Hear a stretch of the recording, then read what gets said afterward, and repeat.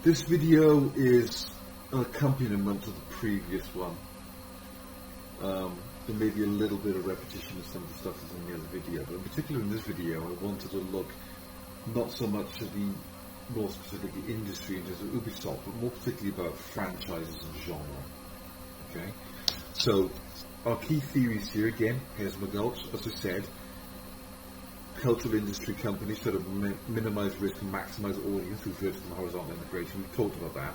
What I want to talk about here mainly is the formatting of cultural products, the use of genres and franchises, rather than the other two. And this is where Steve Neal comes in with genre theory. The idea that genres may be dominated by repetition, but they're also marked by difference, variation, and change. That genres change, develop, and vary over time, but they borrow and overlap from one another. And that each genres exist within a specific economic, institution, industrial context. So it ties in with this. Genres are part of companies trying to minimize risk and maximize audience. Audiences like genres because they like to know what they're going to get. Video games are expensive. If you're paying 50 quid for a new video game, you want to know that you're going to get something you like. As video games become more and more expensive to make, to develop a game, the price of video games has gone up and up and up. Video games are more expensive now than they used to be, even taking inflation into account. So, you like known properties. Audiences like to know what they're going to get.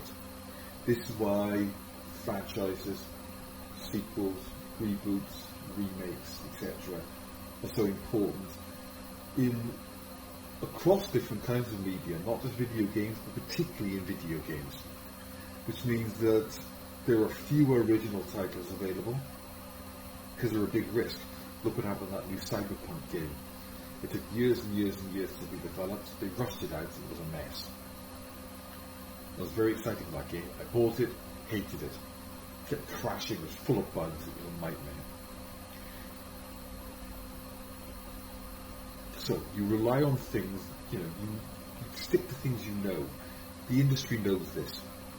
So what they do is they just keep tweaking the same old platforms, the same old games, the same old content, and rehashing it, because they know it works. Right, so, just to remind you, we're talking about AAA franchise games here. As I said, those are the ones that are the most generic. They're the ones that fit into the genres the most. They are very postmodern. It's pastiches, it's remakes, it's sequels, it's reboots. Here you can bring Jean Baudrillard as well. Okay? I'm not going to focus on that because I talked about it in the last video, but just to remind you of it. We've already said it's one of the most successful franchises. Assassin's Creed 3 and Assassin's Creed 3 Liberation were both brought out at the same time on different platforms, but they're both the same genre, right? And these two games work together. They want you to buy both of them. You could buy them on their own, but you didn't get the full experience unless you bought both of them. So it's a very clever way to get you to buy both games, and you needed two entirely different technologies, a PlayStation 3 and a PlayStation Vita. If you wanted to play them, that meant you had to buy a new platform as well. So very clever cross-marketing, that's synergy. Now, what do we mean when we're talking about the genre of Assassin's Creed? Assassin's Creed are third-person perspective games. In other words, you operate this avatar, your character, you play them looking over their shoulder, like an over-the-shoulder shot, right? Like this. You're not looking through their eyes as like you would in something like Call of Duty, right? They are open-world sandbox games. In the earlier ones, you were more restricted to a particular mission. You had a mission to do, it was less varied. But in the more modern ones, you've got these gigantic worlds you can explore. Entire recreations of ancient cities and things like that. So it's much more, you're free to play the game in whatever order you want.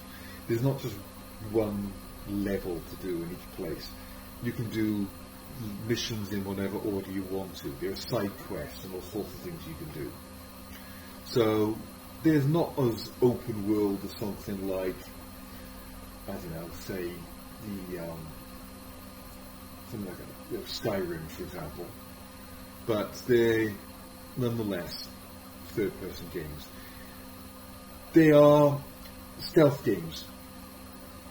Whilst there is combat, they're less about fighting, they're more about sneaking. So, they're similar. It's something that Ubisoft have often done. So, if you go back to some of the old Tom Clancy games, like Splinter Cell, for example, was in the same kind of sneaking around kind of mission. Or, you can look at something like other parkour style games, like the Uncharted games, for example, where they're third-person perspective games that are about running and jumping and climbing. That's where the parkour comes into it. So that's the kind of genre we're talking about: third-person sandbox games that are based around gameplay involving stealth, creeping about, and parkour, which is running, jumping, climbing. A lot of climbing about on rooftops. Okay? So, pause, make a note of that. Next slide. As I said, big franchise, lots of different titles over a series of years, but the gameplay is always the same. All they do is they change the location. So Assassin's Creed 3 is based in, pre-American Revolution America, in New Orleans, for Assassin's Creed 3 Liberation. It's, back when it was still a British and French colony. So these ones, Assassin's Creed 4 was pirates, for example, about the same time period, the 1700s. As they've gone on, they are based in different time periods: ancient Greece, ancient Rome, ancient Egypt, Valhalla was obviously Vikings. So 1,000 years ago. So they've been going backwards in time as the franchise goes on. So as I said, they've got different time periods. This is the thing that differentiates them. So as we said, one of the things that you want to do with franchises and genres, as Steve Neal points out, is they stay the same, but each one adds something slightly different. So the essential heart of the Assassin's Creed 3 franchise is the gameplay. It's the parkour, it's the sneaking, it's the running, it's the jumping. What they do is they change the time period. This is what gives us the unique thing for each game. If every Assassin's Creed game was exactly the same, why would you buy new ones? Other than improved graphics, for example. What they do is they change the time period and the location to give it that spice, that bit of extra difference. So, whether they're set during the Third Crusade, like the original game was, or they're set in 15th century Florence, or 18th century colonial America, or 19th century Victorian England, whatever the case is, they're all set in a distinct time period. There is a science fiction element too, as well. So they're not just got historical settings, they've got a science fiction element. Part of it's about time travel. But, there's no Assassin's Creed game set in 2020, for example. So that's what gives you the known quantity, that comfortable reassurance, as they call it. You know what you're going to get, but they spice it up by having different surface elements in terms of where and when it's set. As I said, we already know it's a big franchise. It's made a lot of money, especially Valhalla. I'm not going to dwell on that. We did it in the last video. But as you can see, this one is not Valhalla. That's the previous game that was set in ancient Greece, which is the Odyssey, obviously. Right? As I said, known properties. That's a good term. A known property is something that the audience are well aware of. It's a big deal in video games and films. So it's the reason why we have reboots, remakes, sequels. Harry Potter films, they're a known property because they started off as books. 50 Shades of Grey, or Twilight, or The Maze Runner, or I think these franchises are all based on book franchises. Obviously the perfect example are the Marvel Cinematic Universe, which of course is derived from Marvel Comics. You know, characters that have been going since the 60s. DC franchise, the DC Universe, they've been going since the 30s with characters like Batman and Superman, and Wonder Woman even since the 40s. These are known properties. That's why they can bring a new Spider-Man out every few years with a different actor as Spider-Man, because Spider-Man is the known property, not the actor. No one cares who's playing Spider-Man. Right? Same with Batman and Superman and all these others. They're known properties. In film they remake, you know, they're rebooting and remaking old franchises, whether it be Nightmare on Elm Street or Halloween or, you know, Indiana Jones soon. There's a new Indiana Jones film coming out, but they're bound to reboot that soon with a different actor as Indiana Jones. So, spin-offs, sequels, reboots, remakes. Assassin's Creed is a known property. Right? It's going long enough that it's one of the most famous of all the video game franchises.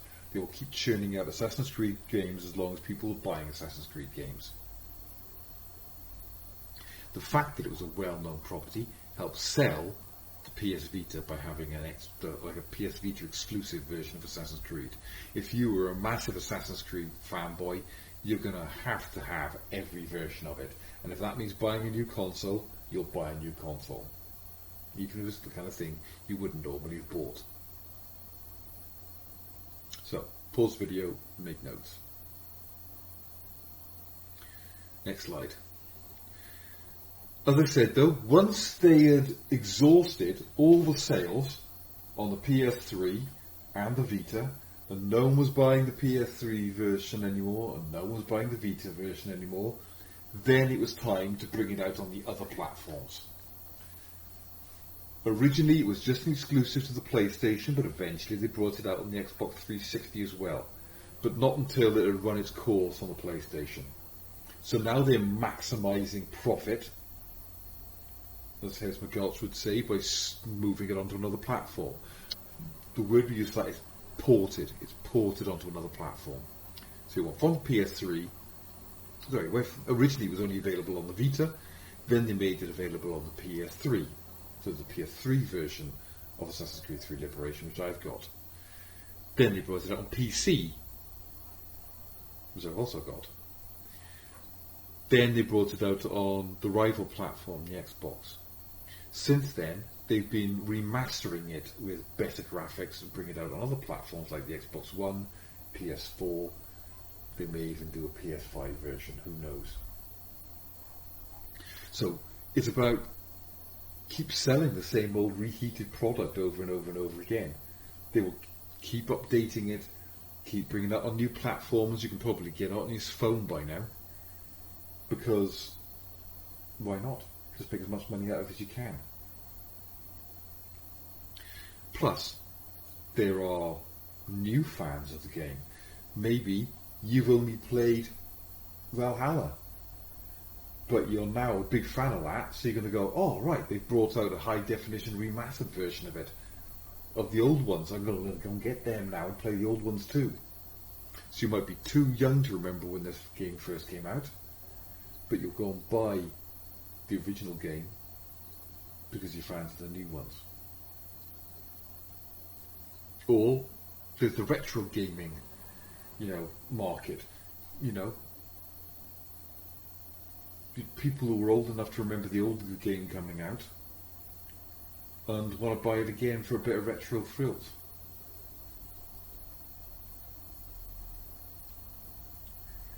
As I said, distribution context.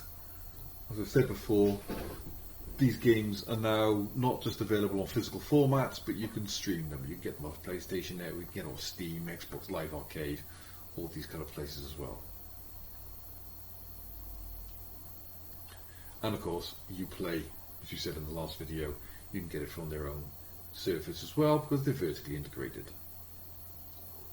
So, that's just a little addendum, I should say, to the previous video, just to bring in the genre element as well. Okay, so just a quick one, right? Okay, as I said, all these videos are not just available on YouTube; they'll be available on the OneDrive, and obviously the PowerPoint for this is on there as well. Okay, if you've got any questions, you know where I am. See you on the next one.